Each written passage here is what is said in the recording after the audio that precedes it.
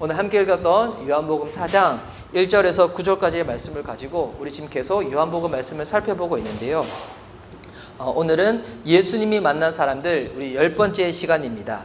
고단한 인생 가운데 찾아오신 예수님, 고단한 인생 가운데 찾아오신 예수님이라는 말씀의 제목으로 은혜를 누리고자 합니다. 지금 오늘 이게 뒤에 컴퓨터가 조금 말씀이 있어가지고 PPT 연결이 좀 잘 안 되는 부분들이 있는데 이렇게 잘 보이지 않더라도 상관없이 말씀하시는 우리 주님만 우리 집중하면서 나가면 좋도록 하겠습니다. 우리 좌우 계신 분들 서로 바라보시며 이렇게 주의 이름으로 축복하며 고백합시다. 오늘 주님이 우리의 삶 가운데 찾아오셨습니다. 주님이 우리 예배 가운데 우리 삶 가운데 찾아오셨습니다. 제가 어렸을 때 봤던 이 TV 프로그램 중에서 이 비교 체험 극과 극이라는 이제 그런 TV 프로그램이 있었어요. 근데 이제 제 기억으로는 그 프로그램이 주일날 아침에 했어요. 제가 그것을 기억하는 거 봤을 때는 그때 주일날 예배를 잘 안 드렸던 것 같아. 그래서 비교 체험 극과 극이라 해가지고 한쪽에 있는 연예인은 아주 이게 편안한 환경 가운데서 무언가를 경험하는 거고, 한쪽에는 연예인은 아주 최악의 환경 가운데서 무언가를 경험하는 건데, 이번 주 이제 제 이 삶이 저희 가정이 좀 그런 것 같아요. 이번 주 월요일 날 저희 가정이 이사를 했거든요. 이사하기 전만 하더라도 저희 집은 이 예배드리는 이 근처에 있었어요. 그래가지고 저는 이제 그 건물에서만 결혼하면서 지층에 살다가 1층에 살다가 그 건물에서만 13년을 살았는데, 근데 갑자기 이제 주님이 이제 새로운 보금자리를 허락해 주셔가지고 저는 예수님이 이 땅 건데 언젠가 다시 오실 거라는 것은 믿었거든요. 언제인지 우리 때와 기한은 알 수 없지만, 그런데 제가 서울시에서 아파트에 살 거라고는 저는 전혀 생각도 못 하고 있었어요. 그것도 강남 구민이 될 거라고는. 근데 이제 저희 가정이 강남구에 있는 이제 아파트에 이번 주에 입주하게 되었는데, 진짜 하나님의 은혜죠. 그래서 보니까 제 아내가 계속 얘기한 게 뭐냐면 삶의 질이 달라졌다고. 삶의 질이 달라졌다고. 그러니까 그냥 비교치면 극과 극인데, 근데 이제 오늘 우리가 읽었던 이 성경에 보면 정말 비교하기에 극과 극인 사람이 지금 등장하고 있습니다. 우리가 지난번에 살펴봤던 요한복음 3장에는 니고데모라는 사람이 등장을 했어요. 그래서 지난주에는 침례요한을 잠깐 살펴봤는데, 오늘 본문에 나온 사람은 이 사마리아 여자입니다. 이 사마리아 여자에게 예수님이 다가가셔서 목마르지 않은 생수가 무엇인지, 또 하나님이 받으시는 그 예배가 무엇인지 그것을 말씀해 주시는데, 여러분 이 니고데모와 사마리아 여자는 너무나 극과 극의 삶을 살고 있던 사람이었어요. 여러분 이거 이름만 봐도 그렇잖아요. 니고데모는 이름 그 자체가 있었어요. 니고데모. 근데 이 사마리아 여자는 이름도 몰라. 그냥 그 지역에 살고 있었던 지역이 사마리아이기 때문에 사마리아 여자라고 부르는 거거든요. 뭐 참고로 하면 이 화영동 여자, 이렇게 이제 미아리 남자 막 이렇게 얘기하는 것처럼. 그 이 니고데모는 당시에 아주 존경받는 유대인이었어요. 반면에 이 사마리아 여자는 멸시받는 사람이었거든요. 또 이 니고데모는 종교인이었어. 이 사마리아 여자는 종교도 없었던 사람이었어요. 니고데모는 사람들로 하여금 존경받는 위치에 있었고 학문도 되게 깊은 사람이었어요. 반면에 이 사마리아 여자는 사람들이 있는 곳이면 피해 다녔던 사람들, 그리고 학문도 없던 사람들, 학력도 거의 없던 사람이었어요. 그리고 또 이 니고데모는 남자였고 이 사마리아 여자는 말 그대로 여자였어요.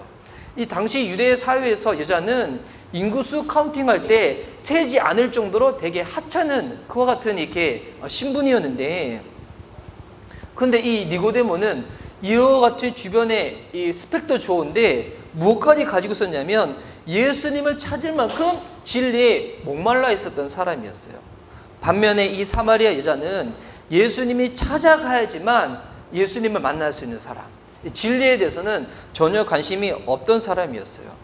니고데모는 자기 이름으로 명함 딱 박으면 사람들이 명함 하나 좀 주세요 막 이런 사람인데, 이 사마리아 여자는 이름조차도 떳떳이 밝힐 수 없는 그와 같은 사람이었어요. 근데 이런 여자에게 예수님이 지금 찾아가시는 거예요. 그리고 영원히 목마르지 아니하는 그 생수가 무엇인지 그 선물을 가지고 예수님이 지금 찾아가시는 거예요.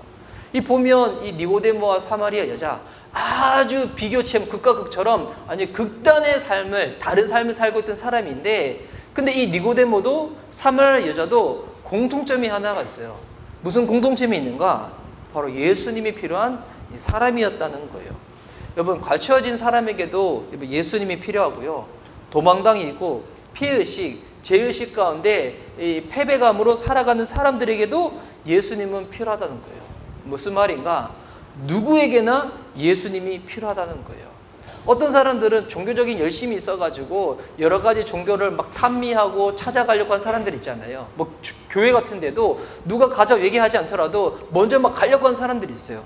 여러분, 그런 사람에게도 예수님이 필요하지만 교회에 나오기를 거북해하는 사람들, 난 예수님이 필요 없다고 얘기하는 사람들에게도 예수님은 필요하다는 거예요. 그런데 이 본문에 보면 참이 재미있는 구조가 뭐냐면 니고데모가 있죠.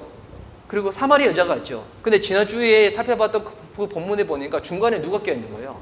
침례 요한이 끼어 있었어요. 뭐 침례 요한은 지난주에 우리 살펴봤지만 아주 인간적으로 서운하고 섭섭할 수 있는 그 환경 가운데서도 예수님을 향한 그 믿음의 고백을 올렸던 사람이었잖아요. 이 구조를 보면 어떤 구조인가? 누구든지 예수님을 만나면 예수님으로 인해 가지고 그의 삶이 변화될 수가 있다는 거예요. 어떤 삶으로? 예수님을 향하여 사랑을 고백하는 자로, 예수님을 향하여 흔들리지 않는 그 믿음을 가지고 나아갈 수 있는 자로. 저는 이 사마리아 여자를 만나주시는 예수님 보면서 저는 이제 주중에 이 본문을 묵상하다가 어떤 게 갑자기 떠올려면 이게 엉뚱하게도 갑자기 베이비박스가 떠올랐어요. 이게 왜냐면 제가 예전에 그 입양을 하시는 이 어느 분이랑 되게 이게 친분이 이게 좀 두터웠어가지고 그분은 지금 이제 미국에 가 계신데 뭔가 우리나라 입양법이 예전에는 이게 아이를 낳으면 대부분 아이를 낳을 때 좀 무언가 좀 이렇게 실수 가운데 아니면 좀 이렇게 아이를 기를 수 없는 환경 가운데 낳은 사람들이 입양을 많이 보내잖아요. 근데 예전에는 입양법이 그렇게 아이를 입양 보내더라도 본인의 호적에 남기지 않도록 도와줬대요. 그러니까 아이를 키울 수 없는 그 같은 환경에 있던 그 사람들이 아이를 그래도 입양할 수 있도록 이렇게 도와줬었는데, 근데 이제 몇 년 전에 법이 바뀌면서 어떻게 됐냐면 아이를 입양할 때 그것이 기록에 남겨져 있는 거예요. 자기 이게 호적에 남겨지는 거예요. 그러니까 어떻게 하는가? 극단적인 선택을 하는 거예요. 이 아이를 어떻게 하냐면 이번 주중에도 저도 참 이렇게 안타까운 뉴스를 봤는데 어떤 이 여자가 아이를 낳고 난 다음에 한 달 된 이 생후 영아를 독극물을 먹여가지고 아이를 죽여버린 거예요. 자기 아기를. 그리고 그 아기를 3년 동안 자기 집에 방치를 시켜놓았던 거예요. 그런데 이 아이가 이제는 시간이 지나서 이제 초등학교 가야 될 때가 됐는데 아무런 연락이 되지 않는 거예요. 그러나서 주민센터에서 신고해가지고 이상해가지고 경찰서에 신고를 했다가 나중에 이게 다 이렇게 밝혀진 거예요. 근데 이걸 보니까 어떤 생각 딱 들었냐면 예수님은 진짜 이게 베이비박스 같은 분이시구나. 베이비박스에 아기를 버리는 것은 우리나라 현행 법상으로는 불법적인 거거든요. 그런데 불법을 저지르라도 아기를 향해 가지고 극단적인 선택을 하지 않도록 도와주는 게 이 베이비박스인데, 이 보니까 사마리아 여자가 보면 어떻게 보면 당시의 사회적인 이와 같은 환경, 법 테두리 안에서 봤었을 때는 이 여자는 드러내놓고는 살 수 없는 사람이었어요. 근데 이와 같은 사람에게 지금 예수님 어떻게 하십니까? 다가주시는 거예요. 마치 베이비박스처럼 불법이 있고 죄가 많고 사람들이 봤었을 때 피해된다 할지라도 나 괜찮아. 나는 너의 생명을 거둬줄 수가 있어. 이렇게. 그리고 또 이 요한복음에 보면 니고데모를 만나주신 예수님, 그리고 사마리아 여자를 만나주신 예수님 보면 진짜 참 또 감사한 게 뭐냐면 예수님 우리를 만나주실 때 똑같은 방식으로 만나주지 않는다는 거예요. 획일적인 방식을 사용하지 않는다는 거예요. 여러분, 이게 진짜 우리의 마음을 따뜻하게 하는 거예요. 보면 공부를 많이 한 사람도 있고 공부를 많이 못한 사람도 있잖아요. 또 성격이 아주 적극적이고 부침성이 있는 사람들이 있어. 뭐 그런 사람들은 이렇게 낯선 사람 만나더라도 되게 오래 하지 않거든요. 교회라는 공동체 올 때, 새로운 사람 만날 수 있구나. 여러분, 이게 뭐 예수님 모르더라도, 믿음이 없더라도 새로운 공동체에 가는 것을 되게 반기는 사람들이 있어요. 마치 이제 제 아내처럼 낯선 사람 만나서 대화 거는 거 되게 오래 하지 않는 사람. 그런데 저 같은 사람, 여러분 그렇게 안 보이더라도 저 같은 사람은 내성적인 사람이어서 누군가 딱 만날 때 이게 낯선 곳에 간다. 낯선 사람 만난다. 여러분 그 분위기 자체에 들어가는 조차가 마음이 어떤가? 되게 긴장되고 두려워요. 티만 안 낼 뿐이지. 여러분 이게 목사님들 중에서 은근히 내성적인 사람들이 되게 많이 있어요. 근데 하는 일상 그렇지 않도록 티만 그렇게 안 낼 뿐이지, 뭐 그런 사람들은 이렇게 이게 사람들이 많이 있지 않은 이 공간에 와서 자리에 앉는 것조차만 하더라도 어떤지 알아요? 되게 마음이 불편해요. 그리고 그나마 내 옆에 내가 아는 사람이 앉아있으니까 마음이 괜찮지, 그렇지 않으면 이거 되게 힘든 거거든요. 그런데 우리가 다 가지고 있는 삶의 모양도 다르고 환경도 다르고 성격도 다른데, 예수님이 우리를 만나주실 때 어떻게 만나주시는가? 똑같은 방식으로 만나주지 않는다는 거예요.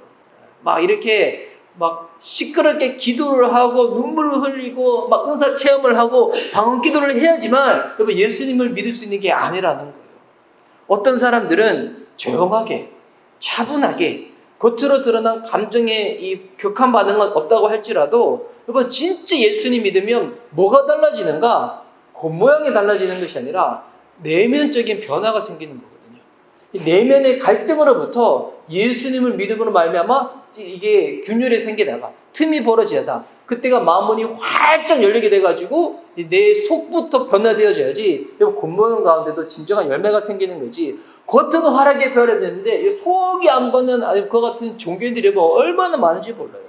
그래서 저는 이렇게 지금까지 성장했던 이 신앙의 배경이 되게 약간 이렇게 오순절 계통의 그와 같은 배경에서 쭉 자라다 보니까 기도만 하자고 하면 저는 뭐가 익숙하냐면 주여 삼창하고 이렇게 방언 기도하는 게 익숙해요.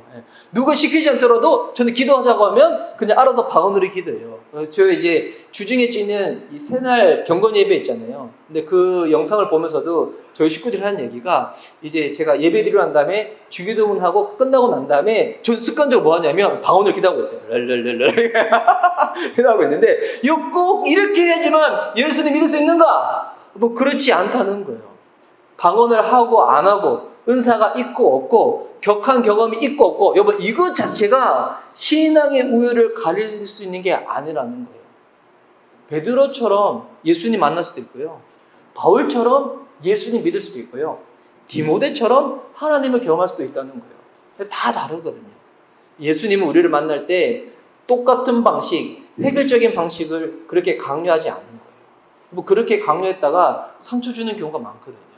저도 예전에 제가 사역했던 거 보면 꼭 이 모양이어야지만 예수님 믿을 수 있어, 그렇게 강요했다가 그 사람들의 마음 가운데 불편함을 주고 이 강요를 준 적도 많이 있었거든요. 여러분 결론은 뭐냐면 모든 사람에게 예수님이 필요하다는 거예요. 더 나아가서 이것은 무슨 얘기인가? 우리는 예수님 믿고 난 다음부터 우리가 사는 모든 인생의 날수만큼 여러분 예수님이 우리 삶 가운데 필요하다는 거예요. 우리의 모든 인생의 삶 가운데 예수님이 필요하다는 거. 여러분 그래서 이게 주일 성수가 되게 중요하잖아요. 그런데 이게 한국에 있는 그리스도인들은 또 이렇게 잘못 이해하고 있는 게, 주일 성수만이 성경적인 것인가 라고 생각할 때 이것도 여러분 잘못 또 이게 오해하면 안 되거든요.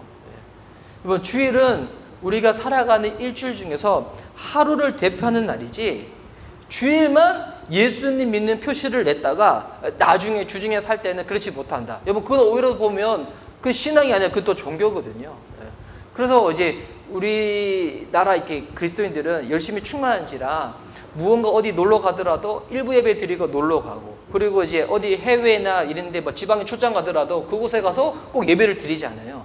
아니면 꼭 목요일을 섬겨야 된다는 마음으로 와서 하는데, 뭐 그와 같은 마음의 태도는 되게 좋은 거예요. 그런데 주일은 예수님 믿는 표시를 그렇게 막 드러냈는데 한 주의 주중의 삶 가운데는 전혀 그렇지 않다. 여러분 그거는 잘못된 주일 성수거든요. 주일만 예배 드리는 것이 주일 성수가 아니라, 여러분 진짜 주일 성수는 뭐냐면 우리의 모든 삶을 하나님 앞에서 예배하는 삶의 태도로 나아가는 거예요. 그래서 여러분 이제 오늘도 우리가 여기서 예배 드리고 난 다음에 여러분 진짜 여러분 삶 가운데 주일 예배, 주일 성수는 언제 시작되는지 알아요? 저희들끼리 모여서 예배 드리고 식사하고 교제 나누는 건 이게 진짜 쉬워요. 진짜 주일 성수는 예배 끝나서 이 문 밖을 나서는 순간부터 시작되는 거예요. 여러분 집에 들어가 있는 순간, 가족을 만나는 순간, 그리고 직장에 가 있는 순간, 뭐 그때가 어떻게 보면 진짜 우리 삶 가운데 예배의 순간이 다 펼쳐지는 거거든요. 그래서 여러분 이렇게 오히려 예수를 믿는 사람들 때문에 상처받는 사람들이 얼마나 많이 있어요. 그래서 이게 우리가 진짜 해야 될 게, 오히려 예수님 안 믿는 사람을 예수님 믿어서 교회 공동체가 되고 난 다음에 잘못된 이 신앙 문화, 교회 문화를 막 들어가게 해가지고 이 사람들이 이게 신앙을 가지는데 예수님을 바라보지 아니하고 교회에는 여러 가지 문화 가운데 익숙하게 만들어버리는 거, 이거 정말 위험한 거거든요. 그래서 진짜 예수님을 잘 믿어야 돼요. 제가 어제 어느 목사님의 강의를 한 편 들었는데 제가 그거 들으면서 정말 뜨끔했던 표현이 있어요. 성도들이 보니까 목사님 설교는 너무 좋아하더라. 목사님 설교는. 여러분, 저도 이렇게 최근에 예전에 비해서는 위트 있게 하는 거를 많이 줄였어요. 정말 많이 줄였는데, 근데 이제 사람들이 위트 있게 하고 재밌게 하면 목사님 설교 정말 좋아하거든요. 그런데 안타까운 거는 목사님 설교를 좋아하는 성도들이 막상 예수님의 설교는 잘 안 좋아하는 거야. 여러분, 예수님의 설교가 복음서에 보면 쫙 나와 있거든요. 첫 번째 예수님의 설교가 산상수훈이에요. 마태복음 5장에 나와 있는. 또 마지막 예수님 설교가 뭐냐면 예수님이 십자가에 죽으시기 전날 이제 제자들과 더불어서 만찬을 하고 발을 씻겨주고 난 다음에 그때 하셨던 설교가 또 요한복음에 있어요. 근데 막상 보니까 우리가 예수님 설교는 잘 안 들으려고 해. 무슨 말인가? 성경 잘 안 들으려고 하잖아요. 성경. 저는 이제 저희 공동체가 쭉 나가면서 가능하면 프로그램을 많이 안 만들려고 해요. 근데 만다고 한다 그러면 진짜 본질적인 것만 만들 거야. 평소에 기도 잘 안 하시죠? 그러면 이렇게 마치 예전에 그 샤워 시설이 없었을 때 일주일에 한 번씩 꼭 목욕탕 갔던 것처럼 요즘 고민하고 있거든요. 이게 그냥 이렇게 프로그램을 많이 안 만들려고 하는데 기도를 많이 이제 못 하시는 것 같아서 저도 좀 그래서 좀 기도회는 좀 하나 있어야 되지 않을까. 일주일에 한 번 약간 이게 때를 좀 뺀다는 느낌으로. 이게 뭐 좋은 건 아니에요. 날마다 기도하면 그런 기도에 가질 필요도 없어. 날마다 기도를 잘 안 하니까 일주일에 목욕 한번 하는 느낌으로 기도를 하나 만들어야 될까. 그리고 제가 어제 그 얘기를 듣고 그 생각이 들었어요. 야, 딴 거보다 성경 통독을 좀 해야 되겠다. 성경 통독을. 예수님 설교를 좀 가깝게 할 수 있는 거는 좀 도와줘야 되겠다. 그 생각을 좀 하고 있어요. 그래서 이제 저희는 주중에 뭐 하는 거 저는 일부러 강요를 잘 안 합니다. 왜? 주중에 새벽 예배하고 묵상을 하는데 막상 본인이 살 때 그렇게 살지 못한다. 이거 아니거든요. 저는 이제 가감하게 여러분한테 얘기합니다. 이게 제가 예전 교회에서 사역했던 모습을 아는 사람들한테는 전 되게 어떻게 보면 파격적이고 어떻게 보면 이단적인 언급일 수도 있는데 새벽 예배 안 해도 돼요. 묵상 안 해도 돼요. 여러분이 진짜 새벽 예배 안 하고 묵상 안 하더라도 예수님 말씀대로 살 수 있다면 안 해도 돼. 안 해도 돼. 진짜 보니까 예배 묵상 새벽 예배 안 하더라도 보니까 훨씬 새벽 예배 드리시는 분들보다도 주님과 동행하며 살며 말씀대로 살고 순종하며 산다? 굳이 할 필요 없잖아요. 그런데 하지 못한다. 그럴 때는 여러분이 기꺼이 할 수 있도록 도와드리겠다라는 말씀이에요. 여기 보니까 이게 운동하는 사람들 중에서도 혼자 내버려둬도 운동 잘하는 사람들이 있거든요. 저는 약간 그런 거예요. 그래서 저는 이제 혼자 내버려둬도 혼자 이제 수영할 때도 막 10바퀴씩 왔다 갔다 하고 복싱장에 가서 혼자 내버려둘 때도 저는 혼자서 진짜 1시간 반 동안 마치 경기 앞두고 있는 시합 앞두고 있는 선수처럼 막 운동하거든요. 그런데 이제 그렇지 않으신 분들도 있잖아요. 혼자 하는 건 잘 못하는데 같이 할 때 막 이렇게 텐션이 올라가가지고 막 하시는 분들. 이 공부 같은 경우도 저희 첫째 딸은 내버려둬도 혼자서 알아서 막 공부해요. 그래서 집에 방에 혼자 가만히 있을 때 뭐 하나 싶었다 가보면 혼자서 영어 단어장을 만들고 있어요. 근데 저희 아들은 어떨까요? 제 아들은 얘기하지 않겠습니다. 그래서 여러분 사람들마다 다 성향이 다르거든요. 그래서 그 모든 성향을 존중해 주되 그런데 어떤 사람한테는 일정 부분에 같이 해야지만 좀 기도나 아니면 말씀을 좀 읽을 수 있다라는 분들한테는 그렇게 도와드리되 근데 중요한 거는 그거는 도와주는 거지 그렇게 해야지만 맞는 거야 이건 또 아니에요. 그래서 저는 이렇게 이 얘기를 왜 하는가? 앞으로 저희가 나아갈 때 저는 그렇게 할 거거든요. 그래서 여러 가지 프로그램들과 여러 가지 많이 그런 것들이 있다고 할지라도 그거를 해야지만 구원받고 예수님 믿을 수 있다. 그건 아니에요. 내가 연약해가지고 잘 못하는 사람들한테 도와주기 위해서 그를 시스템으로 만드는 거지 나중에 시스템이 말씀보다 앞서가지고 그래가지고 보니까 평소에 말씀대로 살지 못하는데 막 새벽 예배 드린다 해가지고 내가 신앙이 기고만장해가지고 이건 또 틀린 거거든요. 진짜 우리의 삶의 열매는, 신앙의 열매는 여러분의 삶의 현장에서 맺어지는 겁니다. 무슨 말인가? 우리는 그래서 날마다 모든 순간에 예배 시간뿐만이 아니라 모든 우리의 삶 가운데 예수님이 필요하다는 거예요. 그래서 그 예수님이 필요한 사마리아 여자에게 지금 예수님이 언제 찾아가는가? 대낮에 찾아가요. 너무 또 재미있죠? 니고데모는 밤에 예수님께 딱 찾아왔는데, 그런데 지금 사마리아 여자한테는 예수님이 지금 대낮에 만나러 가는 거예요. 지금 대낮에 만나러 갔는데 왜 그때 그 시간에 만나러 갔는가? 그 배경이 1절부터 3절 말씀에 나와 있는데요. 제가 한번 읽어드릴게요. 예수께서 제자를 삼고 침례를 베푸시는 것이 요한보다 많다는 말을 바리새인들이 들은 줄을 주께서 아신지라. 예수께서 친히 침례를 베푸신 것이 아니요 제자들이 베푸신 것이라. 유대를 떠나사 다시 갈릴리로 가실새. 자, 보니까 지금 예수님이 사마리아를 가는데 왜 사마리아를 통과해서 가는가? 갈릴리로 가기 위해 가지고. 그래서 지금 지도는 없지만 제가 이제 보면 유대가 여기 있잖아요. 그러면 지금 예수님이 가시고자 하는 갈릴리는 요 북쪽에 있어요. 통과하는 지역에 있는 요 중간의 땅이 뭐냐면 사마리아 땅이거든요. 그래서 당시 원래 유대인들은 사마리아 땅을, 갈릴리를 가고자 할 때 사마리아를 통과를 안 했어요. 사마리아 사람들 싫어하고 불경하다 여겨가지고 이렇게 우회적으로 돌아서 갔는데, 예수님이 지금 유대를 떠나서 갈릴리로 쫙 가시는 거예요. 사마리아를 통과해가지고. 이걸 보면 우리가 던질 수 있는 질문이 두 가지가 있어요. 첫 번째 질문은 뭐냐면 왜 지금 유대를 떠나서 갈릴리로 가시려고 하시는 것인가? 두 번째 질문은 왜 유대인들이 기피하는 사마리아를 통과해서 가시려고 하는 것인가? 이 두 가지 질문을 던질 수 있는데, 이 두 가지 질문 중에서 첫 번째, 왜 갈릴리로 가시려고 하는가? 요에 대한 이 질문의 답이 1절에 나와 있어요. 보니 예수께서 제자를 삼고 침례를 베푸시는 것이 요한보다 많다 하는 말을 바리새인들이 들은 줄을 주께서 아신지라. 자, 지금 바리새인들한테 뭐가 생겼는가? 지금 예수님을 책잡을 수 있는 가십거리가 생긴 거예요. 자, 이게 보면 이 인간의 본성이 그렇거든요. 인간의 본성은 어떤 것인가? 누군가 나보다 잘 되는 사람이 있으면 그 사람을 향해 가지고 내 마음에 뭐가 생기냐면 질투가 생겨, 시기가 생겨. 뭐 특별히 어떤 사람이 그러냐면 이게 제가 전문적인 용어로는 PJ라고 들었어요. 이게 뭐냐면 프로페셔널 젤러시예요. 여러분 이제 전 여기 계신 분들 중에서 이렇게 소설가도 계시고 사업가도 계시고 또 이렇게 여러 가지 분야에 계신 분이 있는데, 여러분이 만약에 사업가가 사업가라서 일이 잘 나간다, 소설가가 소설가라서 일이 잘 나간다, 그랬을 때 제가 질투를 느낄까요? 질투를 안 느껴요. 근데 만약에 저랑 나이가 비슷한 또래의 사역자가 있는 거야, 목회자가 있는 거야. 근데 저랑 비슷한 시기에 개척을 했는데 그분은 보니까 막 설교를 하면 사람들이 막 100명이 뒤집어지고 개척했는데 6개월 만에 막 갑자기 막 몇백 명이 교회가 되고, 제가 마음이 어떨까요? 제 마음에 시기가 생길까요? 축복해 주겠죠. 그런데 같은 분야에 있는 사람이, 나랑 비슷한 분야에 있는 사람이 뭔가 다른 사람들한테 더 인기를 얻는다, 더 유명해진다, 더 잘된다. 그때 안에 뭐가 생기냐면 질투와 시기가 생기거든요. 지금 예수님이 침례를 주는데, 지난주 본문에 보니까 침례 요한만 침례 주는 게 아니라 예수님도 침례를 주다 보니까 사람들이 예수님께 많이 몰렸잖아요.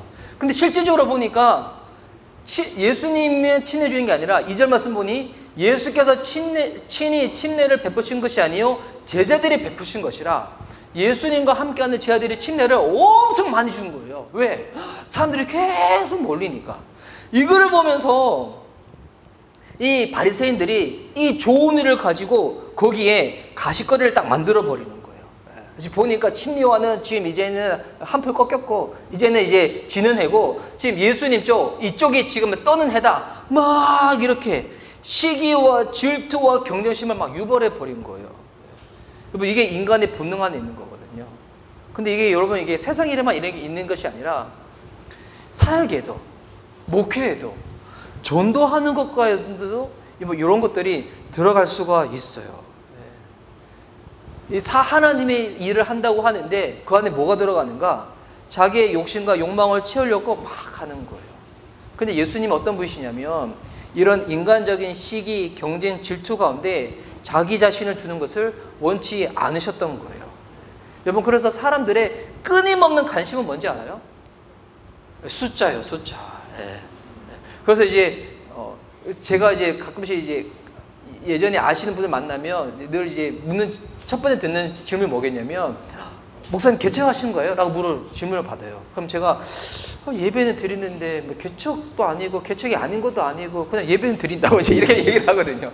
그러면 이제 늘 그 다음 나오는 질문이 뭐냐면 몇 명 모여요? 이게 와요. 몇 명 모여요?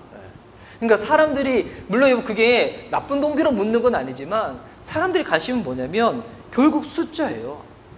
누가 설교하면 많이 모이는가? 누가 인기 있는 강사인가? 누가 얼마나 동원하는가? 이 개척한 교회에서, 이 개척한 예배 공동체에서 누가 빨리 성장시키고 누가 빨리 사람들을 많이 모이게 하는가?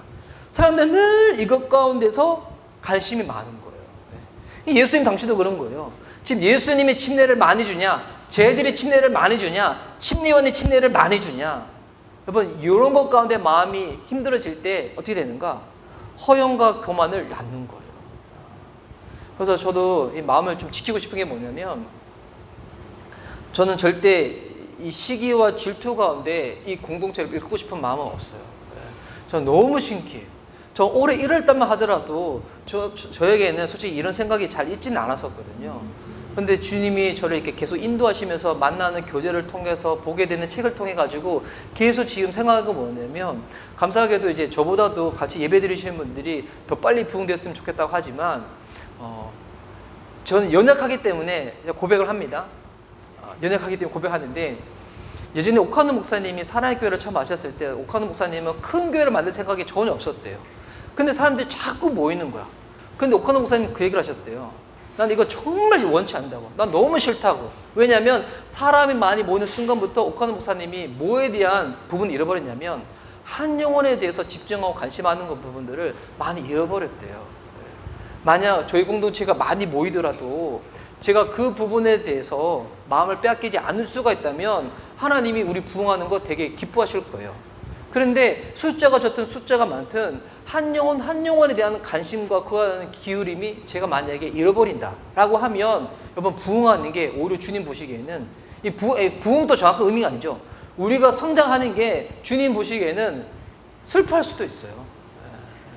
만약에 너희들이 숫자가 적더라도 서로가 서로를 위해서 중보할 수 있고 사랑할 수 있고 더 관심 기울일 수 있다면 여러분, 그것이 주님 보시기에는 어떻게 보시기에는 더 바르고 성경적일 수도 있는 거거든요. 그래서 제가 이제 약해서 나누는 거지만 저는 성장을 원하지 않는 건 아니지만 성장 그 자체를 추구하지는 않을 거예요. 그래서 많은 목사님들이 그 부분에서 하는 부분은요, 결국 이게 재정에 대한 부분이거든요. 저희는 한 달 지날 때마다 제가 재정에 관련해서 늘 보고를 하잖아요. 그 얘기도 뭐냐면, 왜 하냐면 솔직히 저 때문에 하는 거예요. 제가 돈에 약한 사람이기 때문에. 사람이 모이다 보면 공간이 필요하고 공간이 필요하다 보면 그에 대해서 돈이 들어가는 거거든요. 그러다 보니까 이 목사님들이 교회 성장을 빨리 이루고 싶은 그런 마음들이 있는 거예요. 재정적인 부분에서 압박을 피하고 싶어가지고. 근데 저는 오히려 적게 모이더라도 그 부분이 주님 보시기에 한 영혼 한 영혼에서 더 관심을 기울일 수 있다면 저는 그렇게 나갈 거예요. 혹 만약에 이 공간을 쓰임에 있어가지고 재정이 부족하다. 그러면 교회 집에서 뭐 사면 되죠. 저는 어제 밤에 그 생각 들어서, 와, 하나님이 왜 이렇게 좋은 집을 주셨을까? 이런 이제 예전엔 거실이 없었지만 이제 거실 같은 거실을 주셨을까? 이 공간 없으면 저희 집에서 예배 드리면 돼요. 저희 집에서 예배 드리는 게 또 불편하신 분들은 한국에 좋은 게 너무나 많이 했어요. 훌륭한 목사님들 진짜 많이 했어요. 가는 거 물론 마음은 아프겠지만 저는 이게 발목 붙잡고 막 조우자면서 발목 부러져라. 저 절대 이러지 않습니다. 그래서 이제 왜 이 얘기를 하는가? 제가 약하기 때문에 예배 시간을 빌려서 그냥 이렇게 여러분한테 선포를 하는 겁니다. 성령 그 자체를 추구하지는 않을 거예요. 진짜 하나님이 기뻐하시는 바른 공동체. 예수님이 많은 사람들을 내버려 두시고 사마리아 여자 한 사람 만나기 위해서 직접 발걸음 옮기셨던 그 발걸음을 쫓아가는 저는 저희 공동체가 되었으면 좋겠습니다. 그래서 여러분, 이 예수님 만약 거기 계속 유대 땅에 머물러 있으면 누가 상처를 받겠어요? 침례요한이 상처를 받겠죠. 물론 침례요한이 상처를 받을 만한 그처럼 믿음이 약한 사람은 아니었지만 계속 거기 있으면 결국 비교의 대상이 되는 거잖아요. 근데 예수님 그거 원치 않으셨던 거예요. 그러니 일부러 자리를 탁 뜨셨던 거예요. 그러면 왜 굳이 위에서 가도 되는데 사마리아를 통과해서 가셨는가? 이 사마리아에 대해서는 여러분 이렇게 뭐 신앙생활 오래 하신 분들은 많이 들으셨지만 이 사마리아 지역은 이 이스라엘이 원래 외세의 침략을 많이 받았는데 가장 침략을 받을 때 먼저 통과하는 지역이 이 사마리아 땅이었어요. 그러다 보니까 이 사마리아에는 호늘인이 되게 많았어요. 유대인들은 되게 순수 혈통을 강조하다 보니까 호늘인에 대해 가지고 되게 부정하다고 생각했거든요. 그래서 호늘인이 사는 그 땅 역시도 되게 경멸을 했어요. 부정한 땅, 되게 이렇게 좋지 않는 곳. 그러다 보니까 사마리아 사람들도 본인들을 그렇게 대하는 유대인들을 어떻게 할까요? 좋아하지 않는 거죠. 그러니까 이제 지금으로 따지면 이게 뭔지 알아요? 우리나라로 따지면 이 지역 감정이에요. 지역 감정. 그래서 이스라엘 그때 거기에도 지역 감정이 있었어. 유대 땅과 사마리아 땅 가운데서는. 그리고 이게 피가 섞이다 보니까 자연스럽게 또 뭐가 섞이냐면 이방 종교가 그 땅에 딱 들어온 거예요. 사마리아 사람들도 하나님께 예배를 하는데 근데 그들은 성경 중에서 시편과 선지서는 인정하지 않아요. 모세오경만 보고 그렇거든요. 그러니 열심을 가지고 하나님을 예배한다고 하는데 그들의 신앙 자체가 되게 이제 이상한 변질되어 있는 그런 신앙이었어요. 그러다 보니 유대인들은 안 그래도 호늘일을 싫어하는데 그들이 드리는 이 예배, 종교심조차도 그들은 되게 저급하게 취급을 했었거든요. 그런데 사람들이 가게 하는 싫어하는 그곳으로 예수님이 가시는 거예요. 여러분 이게 뭔지 알아요? 이게 선교예요. 선교가 뭐냐면 사람들이 가기 싫어하는 곳으로 가는 게 선교예요. 근데 우리는 선교할 때 내가 가고 싶은 곳으로 많이 가잖아요. 근데 뭐 이게 여행이죠. 저희 가족 이제 내일부터 2박 3일 동안에 없는 돈인데 마지막으로 생각하고 주님 곧 오신다 생각하고 이제 저희 가족이 여행을 가는데 저희가 좀 약간 이렇게 쉬러 갈 거거든요. 이거는 뭐예요? 선교 아니죠? 이건 놀러 가는 거예요. 여행 가는 거예요. 근데 여러분 진짜 선교는 뭔지 알아요? 사람들이 기피하는 곳, 가기 싫어하는 곳, 거기로 가는 게 선교예요. 근데 지금 선교도 이 교회들이 선교할 때 보면 선교도 요즘 어떻게 되냐면 과시용이 되어버렸어. 물량주의가 되어버렸어. 얼마나 우리가 후원하는 선교지가 많은지 아냐고. 우리가 얼마나 많이 보냈냐고. 이거 많이 보내는 거 좋지만 이것 자체가 올바른 선교를 하고 있다. 이건 아니거든요. 진짜 바른 성경적인 선교는 뭐냐면 사람들이 가기 싫어하는 곳, 그런데 하나님의 마음이 있고 눈물이 있는 곳, 다 기피하는 곳이지만 예수님 마음 부여잡고 가는 곳, 이게 진짜 선교예요. 우리 미션 리바이벌이 언젠가 선교를 할 때가 온다. 그때는 진짜 우리는 이제 가기 싫어하는 곳으로 가는 겁니다. 진짜 힘든 곳으로 가는 겁니다. 그래서 이제 내년 정도에 만약에 코로나가 종식이 딱 되었다. 만약에 빨리 종식이 딱 되었다. 국가적으로 선포하겠죠. 코로나 종식되었습니다! 라고 하면 그때 제가 먼저 하고 싶은 건 뭐냐면 의자 간격부터 좁히고 싶어요. 의자 간격부터 좁혀가지고 그때는 이제 진짜 막 이 찬양을 하더라도 막 일부러 침 튀기면서 파 튀기면서 이렇게 찬양도 하고 그리고 만약에 선교로 갈 수 있는 그 정도의 딱 시기가 됐다라고 하면 그때는 진짜 힘든 곳으로 가는 거예요. 사람들이 가기 싫어하는 곳. 갔더니 막 내가 막 어지럽고 막 힘들고 막 거기서 예배 드리는 거죠. 예배 드리는 거. 그래서 여러분 우리나라에도 있는 이 지역 감정과 국론이 분류되는 것도 저는 진짜 믿습니다. 이 해결하는 방법이 뭔지 알아요? 예수님이에요. 예수님은 지역 감정을 초월하세요. 분열되는 걸 초월하세요. 그렇게 역사하시는 분이거든요. 근데 거기에 이제 보니까 우물이 있는데 이 우물이 보니까 야곱의 우물이었어요. 이거는 이제 구약에 나왔던 이렇게 이야기 스토리 가운데서 나왔던 우물인데, 근데 이 우물에 예수님이 대낮에 딱 가셨어요. 이때 예수님의 상태는 어떤 상태였던가? 6절 말씀 보니까 거기 또 야곱의 우물이 있더라. 예수께서 길 가시다가 피곤하여 우물 곁에 그대로 앉으시니 때가 6시쯤 되었더라. 야, 요거 보니까 요 단기 선교 가면 육적으로 엄청 피곤하거든요. 선교 가서 피곤한 게 여러분 정상인 거예요. 선교 갔는데 하나도 안 피곤해. 하나도 안 피곤하고 너무 좋아. 여러분 그거 이상한 거예요. 육적으로는 피곤해야 돼. 근데 영적으로는 주님이 나와 함께 하시구나. 이것 가운데 뭐 충만한 거겠죠. 우리 다음에 선교 간다. 여러분 이제 하드 트레이닝 하고 가셔야 돼요. 운동 체력 막 하시고 이게. 육적으로는 엄청 피곤할 수도 있어요. 근데 예수님 여기서 피곤하다는 게 육적으로도 피곤하지만 이런 분위기 가운데서도 예수님이 마음적으로도 피곤한 거예요. 서로 멀리하고 싫어하고 격리하고 분열되어 있는 이와 같은 상황 가운데서. 근데 여기서 예수님이 이제 한 여자를 만납니다. 이 사마리아 여자. 7절 말씀 보세요. 사마리아 여자 한 사람이 물을 기르러 왔음에 예수께서 물을 좀 달라 하시니. 제가 이 사마리아 여자는 다음 주도 한 번 더 나눌 건데 다음 주에는 우리가 이 찬양을 할 거예요. 사마리아 여인을, 그 김보규 씨 찬양 중에서 사마리아 여인에 대한 찬양이 있거든요. 근데 그 찬양에 보면 얘기가 너무 잘 나와 있어. 여러분, 이게 대낮에 우물가에 왔다고 하잖아요. 우리나라도 한여름에 뜨거울 때 보면 뭐 엄청 밖에 나가는 게 힘들잖아요. 근데 여기 팔레스타인 땅에 대낮이다. 이게 온도가 40도 이상이 되는 거예요. 그때는 뭐 나갈 수가 없어. 저도 예전에 동유럽에 알바니아 갔었을 때 여기는 나라적으로 12시부터 2시까지는 그냥 잠자는 시간이에요. 밖에 안 나가는 시간이야. 왜냐면 너무 뜨거워가지고.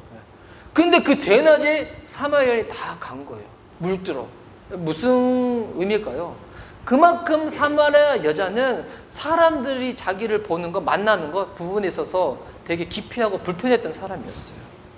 그런데 이때 예수님이 여자를 만나자마자 뭐라고 말씀하시는가? 물을 좀 달라는 거예요. 이 뭐냐면 예수님은 이 여인을 보자마자 바로 알아차렸던 거예요. 이 사람이구나. 이 사람이구나. 그리고 나를 좀 더 도와달라고. 내가 지금 목마른데 물 좀 달라고 예수님 말씀하시는 거예요. 예수님 왜 이 얘기를 하실까요? 사마리아 여자의 이 마음 속에 있는 이 경계를, 벽을 허물기 위해서 하시는 거예요. 우리가 예수님 안 믿는 사람들한테 빨리 예수님 믿었으면 좋겠다는 그 같은 마음이 있잖아요. 우리가 하나님을 알다 보면. 근데 이때 우리가 흔히 하는 실수가 뭐냐면 같이 교회 좀 가요. 예수님 같이 믿어봐요. 라고 할 때 반응들이 잘 없잖아요. 뭐 그게 정상적인 반응이잖아요. 그때 마음이 어떻게 되냐면 되게 겁박질 때가 많이 있어요. 그렇게 살다 지옥 간다니까! 막 겁박지르고 막 협박하고 막 죽을래 살래 막 할 때가 있는데 여러분, 그런다 해가지고 마음이 열리는 게 아니에요. 어떻게 되는가? 이거는 교만할 필요도 없고 비굴할 필요도 없지만 그 영혼의 마음을 열고자 하는 겸손함으로 딱 대하는 거예요. 예수님이 이 전능하신 하나님인데 이 여자를 만나자마자 물을 좀 달라는 거예요. 이 여자가 나한테 도움 줄 수 있는 거, 그걸 먼저 다 부탁을 하는 거예요. 이때 사마리아 여자가 반응이 무엇이었냐면 이 9절 말씀인데요.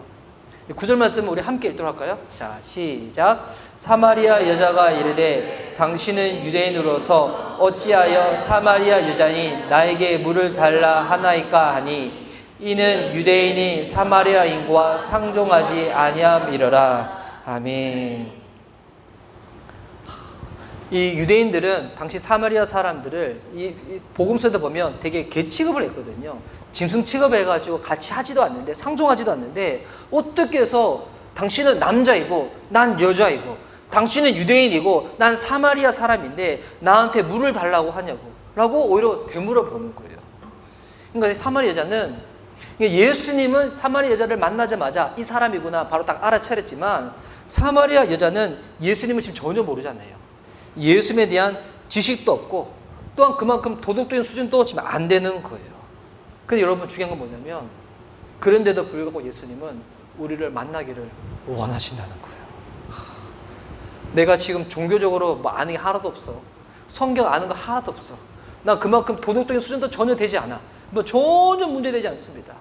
예수님은 니고데모도 만나시지만 사마리아 여자도 만나주신다는 거예요. 여러분, 이때 우리가 해야 될 반응이 뭐냐면 피하지 않는 거예요. 예수님 만나는 거예요. 직면하는 거예요. 만약 내가 던지는 질문이 아주 엉뚱한 질문이고 잘 모르는 것 가운데 던지는 질문이다 보니까 이 사람이 어떻게 생각할까라고 생각할 수도 있겠지만, 여러분, 모르는데 아는 척하고 넘어가는 것보다도 모르는 상태에서 엉뚱한 질문이라도 예수님께 던지고 부탁을 하고 여러분 나가는 게 더욱더 현명한 태도예요. 여러분, 성숙의 시작은 나의 미성숙을 인정하는 것부터 성숙이 딱 시작되어지는 거거든요. 만나는 겁니다. 저는 저희 공동체가 그렇게 됐으면 좋겠어요. 니고데모 같은 사람도 와야죠. 근데 반면에 사마리아 여자 같은 사람들도 오는 겁니다. 전 여기 계신 분들이 다 잘 되면 좋겠지만 잘 되지 않더라도 숨어있지 마시고. 여러분 사람들이 다 잘 되면 이게 정상이겠어요? 이상한 거겠죠? 여러분 잘 되는 사람만 교회 오는 게 아니에요. 잘 안 되는 사람만 교회 오는 것도 아니고 모든 사람이 예수님이 필요하기 때문에 나의 그와 같은 상태, 컨디션은 전혀 문제가 되지 않습니다. 우린 내 마음 가운데 예수님이 나를 만나주기를 원하시는구나. 여러분 이거 하나면 됩니다. 공부를 많이 한 사람도, 적게 한 사람도, 잘생긴 사람도, 못생긴 사람도, 저처럼 너무 잘생겨가지고 주님이 키를 작게 만드시고 머리숱을 빈약하게 만들어주신 사람도, 아니 머리숱이 풍성한 사람도, 어떤 사람이든 여러분 이 공간의 주인은, 예배드리는 곳 가운데 주인은 예수님이세요. 주중에 우리 한 자매가 저한테 연락이 왔어요. 목사님 제가 내년에 목사님 예배드리는 데 가서 예배드려도 괜찮겠냐고. 근데 그 짐을 보자마자 제가 처음에 어떤 생각이 들었었냐면 내년까지 우리가 있을까? 이 생각이 들면서 그 전에 예수님 모시면 어떻게 하지? 이 생각이 들면서 근데 이 얘기는 하지는 않았어요. 당연히 하는데 그건 뭐 내년에 가면 아는 거겠지만 근데 제가 무슨 얘기를 했냐면 나는 여기서 예배 인도하고 설교는 하지만 내가 와라 오지 말라 하는 권한은 나한테 있는 건 아니다. 만약에 진짜 우리는 기존에 예배드리는 사람, 기존 교회에 섬기는 사람을 땡길리지는 않겠다. 그런데 지금 신앙적으로 방황하고 있고 영적으로 방황하고 있고 지금 내가 주님을 더 깊이 알고 싶은데 우리 공동체가 만약에 발판이 될 수 있다면 그런 마음으로 온다고 한다면 그건 내가 맞고 내가 오고 내가 환영하고 이럴 게 없다. 온다면 와라. 왜? 여기의 주인은 니고데모도 만나주시고 사마리아 여자도 만나주시는 예수님이 우리 공동체의 주인이시기 때문에 여러분 그래서 찬양을 잘해도 상관없고 찬양을 못해도 상관없고요. PPT가 잘해도 상관없고 컴퓨터가 말썽 부려서 뭐나도 상관없습니다. 근데 제일 중요한 본질은 뭐냐면 예수님을 만나는 겁니다. 제가 어젯밤에 봤던 영상 중에서 너무 그 재밌는 영상이어가지고 어느 목사님이 공중파 TV에 초대를 받아가지고 거기서 이 패널들 통해가지고 질문을 받고 사람들이 오해하는 기독교에 대해서 설명을 하는 거예요. 근데 거기서 첫 번째 이게 사람들이 오해에 대해서 그 목사님 설명이 뭐였냐면 교회를 다녀서 구원받는 게 아니다. 교회 다녀도 구원받지 못할 수도 있다. 왜? 예수님 만나지 못하면, 예수님 안 만나면. 여러분 이 공간이 정말 예수님을 믿고 예수님을 만나고 예수님과 동행하고 우리가 예배하고 교제하는 시간뿐만이 아니라 이 시간 이외에도 예수님과 더불어 살아갈 수 있는 저와 여러분 그런 공간으로 쓰임받았으면 좋겠습니다. 저는 그러지 못할 때 많이 있거든요. 목회자인데 불구하고 새벽에 일어나서 새날 경건 예배를 찍어 경건한 마음으로 찍고 난 다음에 저 그렇게 하면 안 되는데 피곤하다고 눈을 감을 때가 있어요. 그런 다음에 제 아내가 저를 깨워요. 어서 밥비를 한번 먹으라고. 밥을 먹어 확 깨웠는데 그러면 아침에 새벽에 일찍 예배 드렸잖아요. 그러면 그날 아침에 제가 설교가 뭐냐면 섬기고 배려하는 것이 진정한 여러분 성숙입니다 라고 했는데 그러면 펄떡 일어나가지고 밥을 막 먹어야 됐는데 니기적 그랬던 제 모습을 볼 때가 있거든요. 우리는 이번에 이런 모습입니다. 진짜 삶 가운데 예수님 모시고 살아갈 수 있는 저와 여러분 될 수 있기를 예수님의 이름으로 축복하는 말입니다. 아멘.